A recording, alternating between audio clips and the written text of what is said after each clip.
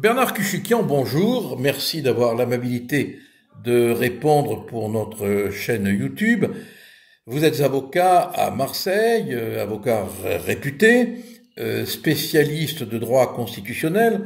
Vous avez ferraillé sur des obligations, sur des questions, prioritaires de constitutionnalité. Vous avez souvent obtenu gain de cause. Et là, je voudrais votre avis de juriste sur la polémique qui vient de naître au sujet de l'affiche de Jordan Bardella concernant un gendarme, et puis maintenant une autre affiche concernant un militaire.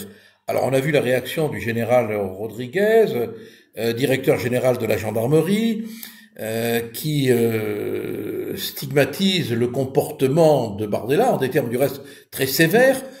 Qu'en pensez-vous? Est-ce que le général a raison ou est-ce que Bardella a raison? Eh bien, le général Rodriguez a tort et Bardella a raison. Et on doit même le complimenter non seulement d'avoir fait l'affiche du gendarme, mais maintenant d'avoir fait l'affiche du militaire, parce que dans les deux cas, il a fait attention aux travers possibles. Prenons le statut du gendarme qui est sorti d'un militaire. Le gendarme est un militaire, le militaire... Alors attendez, je voudrais Bernard, je voudrais vous poser d'abord une question préliminaire. Est-ce que le général Rodriguez ne se trompe pas en interpellant, on dirait pour un gendarme c'est normal d'interpeller, en interpellant Bardella qui lui n'est pas un gendarme? Il n'a pas à le faire puisque par définition il n'est pas son supérieur hiérarchique. Et c'est vrai qu'il n'a pas ah oui, Bardella est député, il n'a pas interpellé un député. Bon, c'est parce qu'il doit exprimer un point de vue. Il peut dire par exemple je regrette que, mais il n'a pas à dire au député ce que celui-ci doit dire exact. Voilà. Alors cela est il n'empêche que ce point de procédure posé, le général Rodriguez dit des bêtises. Et moi qui ne suis pas son subordonné, j'ai parfaitement le droit et même l'obligation de lui dire ce que je pense de lui et de ce qu'il dit. Allez-y. Et c'est ce que je vais faire maintenant. Allez-y.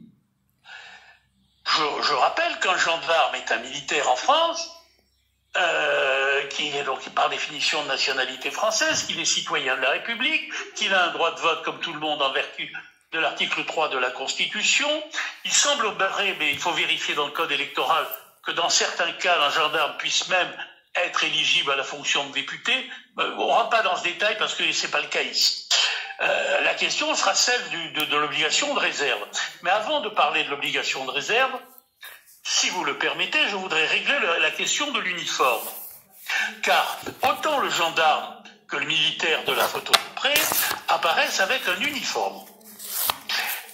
Y a-t-il l'obligation de le porter ou pas? Je ne sais pas quelle est je ne peux pas rentrer dans les détails en ce qui concerne le statut de ce militaire-là. En tout cas, le gendarme a l'obligation de porter l'uniforme tout le temps, sauf que lui, quand il ne le veut pas, quand il veut être en civil. Je rappelle que le gendarme a tout le temps l'obligation de sécurité, puisque à tout moment, il peut intervenir dans l'hypothèse où il y a un problème, notamment sur la voie publique, même quand il n'est pas en service. En tout état de cause, réglons le problème des gendarmes et des militaires, lorsque ces derniers se marient à l'église, enfin à la mairie, puis à l'église, la plupart du temps, ils portent l'uniforme, ils en sont fiers. À l'église ou ailleurs? J'ai dit à la mairie ou à l'église. Et à l'église. Oui, ou ailleurs, ça peut être à la synagogue, ça peut être peut-être à la voilà, à la mosquée, ça peut être au temple, ils sont pas en voilà. service à ce moment-là. Voilà. J'ajoute encore un petit point avant de passer au droit de réserve, enfin à l'expression de la réserve. La photo que nous avons du gendarme est celle faite de dos. On ne voit pas la tête donc on ne peut pas l'identifier, ce gendarme. Il n'y a pas d'insigne distinctif engageant la gendarmerie, par exemple, comme les indications relatives à son unité. Sur la photo du militaire, c'est la même chose. On ne voit pas sa tête, on ne voit que son bras.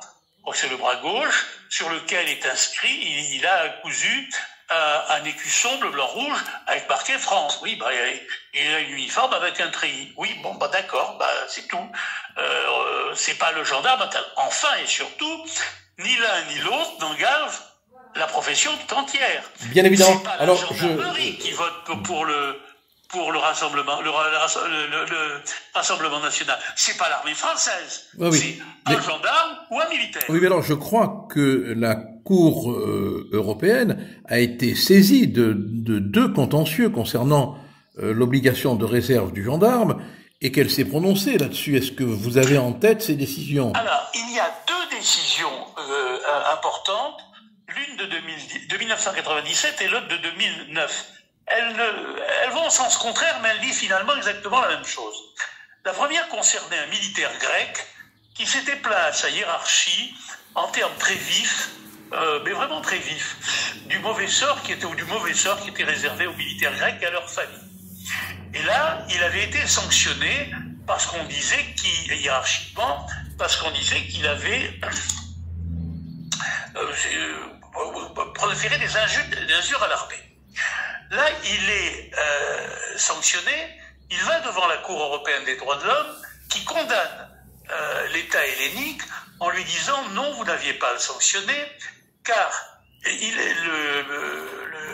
militaire grec était dans la limite de son droit d'expression, libre expression, dès lors qu'il n'avait pas rendu public les attaques qu'il proférait contre l'armée. Dès lors que c'était un document interne, vous n'aviez pas à le sanctionner. Et l'État hellénique a été condamné à des dommages-intérêts au profit du militaire. Ouais. Deuxième cas. On a une situation un peu inverse, mais qui aboutit à la même conclusion, avec un arrêt de 2009 français d'un gendarme qui s'appelait Matteli. Alors ce gendarme est intéressant parce que c'est un monsieur qui est docteur en sciences politiques ou en droit, ou les deux, j'en ne sais plus, qui était apparemment haut gradé, qui a écrit dans des journaux spécialisés de droit ou de procédure, et qui dénonce publiquement, à un moment donné, ce que tout le monde sait, c'est que les statistiques en matière de criminalité sont pas exactes, sont fausses, sont les bidouilles. C'est moi qui emporte à nouveau le terme bidouiller parce qu'il l'a employé lui-même en disant, par exemple, on sait par exemple que on n'indique pas les origines ethniques des délinquants, etc. Il l'écrit très clairement. Et là, il est sanctionné parce qu'on lui dit, vous n'avez pas à écrire ça parce que vous écrivez que la gendarmerie produit des documents inexacts ou faux, enfin, ce que vous voulez. Il prend pas grand-chose, il prend un blâme. Il va devant la Cour européenne des droits de l'homme, et la Cour européenne des droits de l'homme, il est allé d'abord devant le Conseil d'État, mais qui a confirmé la sanction, et la Cour européenne des droits de l'homme lui dit, non monsieur, vous avez tort, car vous avez rendu publique cette attaque. Vous n'auriez pas dû la rendre publique. Et là, effectivement, vous avez manqué à votre devoir. Alors, si on analyse ces deux décisions, ça veut dire quoi? À partir du moment où le militaire ou le gendarme veulent s'exprimer, ils peuvent s'exprimer, pourvu qu'ils ne mettent pas en cause l'autorité. Alors ici, qu'est-ce que fait le gendarme de Bardella et le militaire de Bardella? Ils disent pas que le gouvernement est un ramassis d'ordures, ou que l'État français c'est n'importe quoi. Donc, Bernard, si je comprends bien l'analyse que vous faites de la jurisprudence de la Cour européenne, la limite, c'est l'interdiction de critiquer la hiérarchie. Oui, ou de dénigrer. De dénigrer. Voilà. Le gendarme serait libre de son expression tant qu'il ne dénigre pas la hiérarchie. Exactement. Or, ici, il n'y a pas de dénigrement. Là, la parfaite. Le gars dit, je vote Rassemblement National. Il vote Rassemblement National, qui est un parti, tout ce qu'il y a de plus. Mais est-ce qu'on peut imaginer un gendarme, ou un parachutiste, je sais pas, venir sur un plateau de télévision chez Hanouna, ou sur CNews, par miracle peut-être sur BFM, par miracle je dis, hein, et qui annoncerait, moi je suis militaire en activité, je vote pour la France insoumise par exemple, ce qui serait un coup de tonnerre dans un ciel serein. Bon. Et pourquoi pas? Bon, mais est-ce qu'il manquerait, attendez, permettez, est-ce qu'il manquerait à son obligation de réserve? Moi je dis que non, mais attention, parce que s'il est sur un plateau de télévision, on va lui poser des questions. Et son obligation de réserve se limite à la possibilité de dire, comme il l'a fait, par exemple ici, je vote pour tel parti. Mais là, attention, c'est pas... Attention, pardon, excusez-moi, vous êtes difficile à interrompre. Excusez-moi, mais les gens se posent des questions et j'essaye de poser les questions que les gens se posent. Oui. ce n'est pas un gendarme qui s'exprime sur la fiche de Bardella. C'est une image de gendarme. Ah ben, alors, le problème est de savoir si c'est vraiment un vrai gendarme ou un faux gendarme. Mais ça si peut c'est être... un vrai gendarme, Oui. le vrai gendarme a le droit de dire pour quel parti il vote.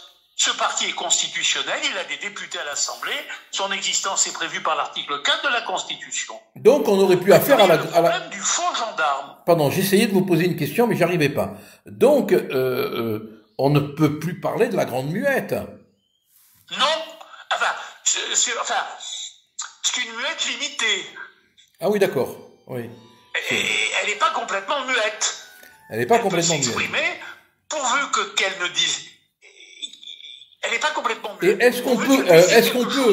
est-ce qu'on peut considérer que le général Rodriguez, le directeur général de la gendarmerie, nommé, il faut le rappeler quand même, en Conseil des ministres, a lui manqué à son obligation de réserve?